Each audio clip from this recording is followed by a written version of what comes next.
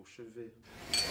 Donc là on déguste la deuxième pièce, le Meursault Poruso, donc qui est un premier cru, un de Meursault, qui est un des premiers crus assez célèbres, la cuvée Géant Humblot, qu'on a acheté en 2012. Alain, est-ce que tu peux nous dire quelques mots de ces Poruso, de ce terroir, et notamment peut-être en comparaison avec une pièce qu'on avait choisie les années précédentes, qui était le Meursault Charme? Alors là c'est intéressant parce qu'on est vraiment sur la mosaïque de la Bourgogne. Poruso, Charme, Genévrière, tout ça, ce sont des climats qui s'enchevêtrent pratiquement et avec des expressions totalement différentes. Alors c'est vrai que on a été sur des Charmes pour le côté très caillou, très calcaire, très minéral, très tannique. Là on va être sur quelque chose de beaucoup plus fin, enrobé, avec une belle expression.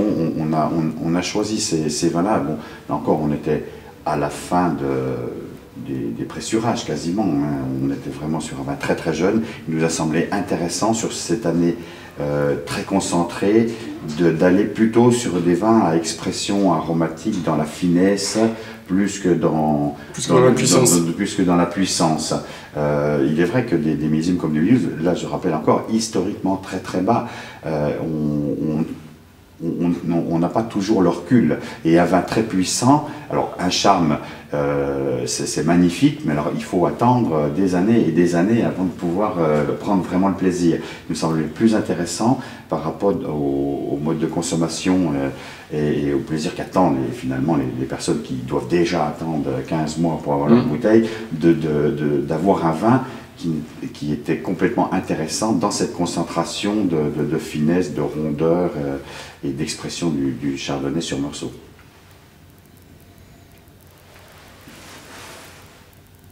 Alors en dégustation, qu'est-ce qu'on en dit?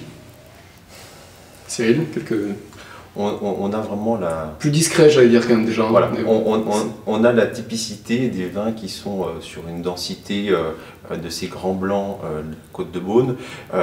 Qui dit densité, dit plus d'enfermement, hein, puisque on est sur des phénomènes chimiques, les arômes les molécules aromatiques sont liées avec beaucoup d'autres molécules, donc sont moins volatiles, et c'est pourquoi il y a l'élevage, il faut du temps et un peu de garde en bouteille pour que tout ça puisse se libérer et se volatiliser. Je dirais que tout ce qui partirait dans l'atmosphère aujourd'hui ne serait pas dans la bouteille pour le consommateur. Donc on a de la densité.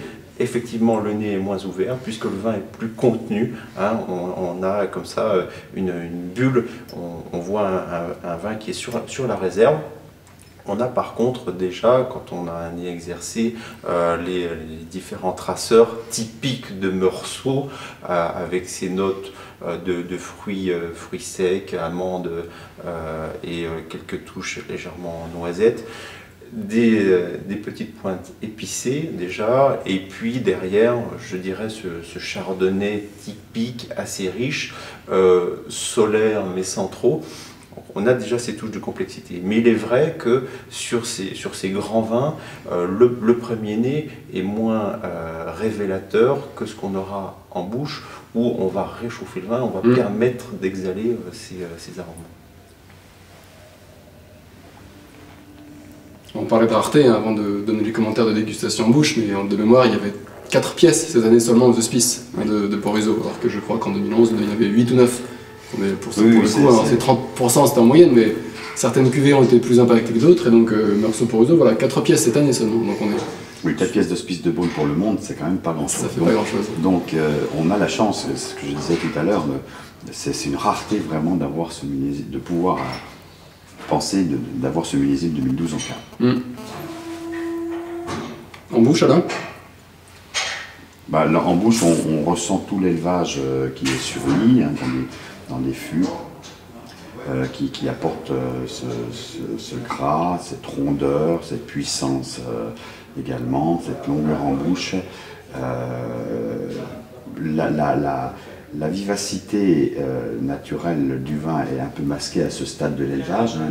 Elle va devenir un peu plus présente au fur et à mesure de l'élevage, mais là aussi c'est normal, on est vraiment dans une première dégustation d'élevage, on en fera peut-être une avant la mise en bouteille, mais là voilà, ce sont des vins en devenir, tout ce qu'on peut juger aujourd'hui c'est leur richesse.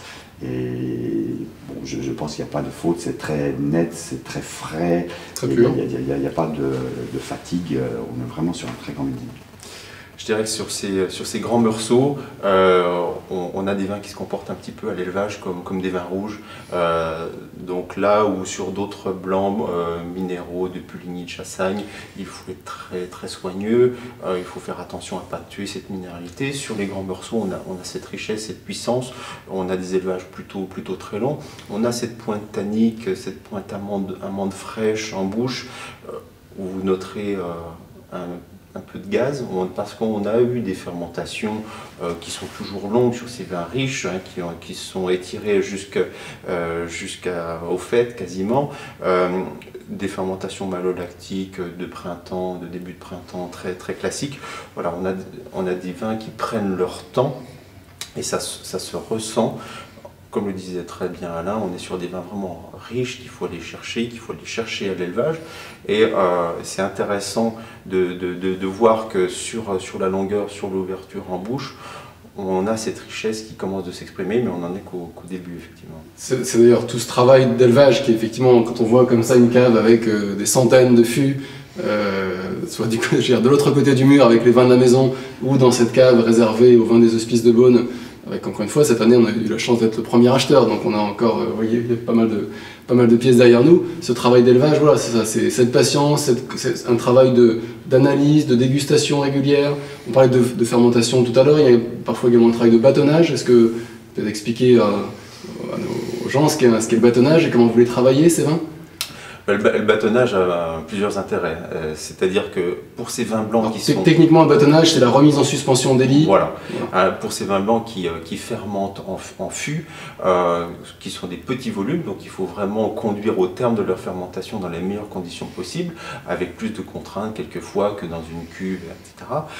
Eh bien, il faut remettre en suspension le lit. Et pour ça, on va, à l'aide d'un bâton ou d'une dodine, on a aussi un terme local. Voilà, une espèce de grande cuillère qui va permettre de dodiner, comme on dit en Bourgogne, remettre les lits en suspension. Les lits, c'est tout naturellement eh bien, des sédiments, des nutriments, des levures qui vont donc élaborer la fermentation du sucre en alcool, mais qui vont aussi enrichir le vin. Les levures vont transformer plein de précurseurs en notes aromatiques. Et après la fermentation alcoolique, eh bien, tous ces éléments qui vont retomber, qui vont resédimenter, on les remet encore en suspension pour liser ces éléments, c'est-à-dire pour les casser, pour qu'ils libèrent tout ce qu'ils ont constitué au cours de la fermentation alcoolique.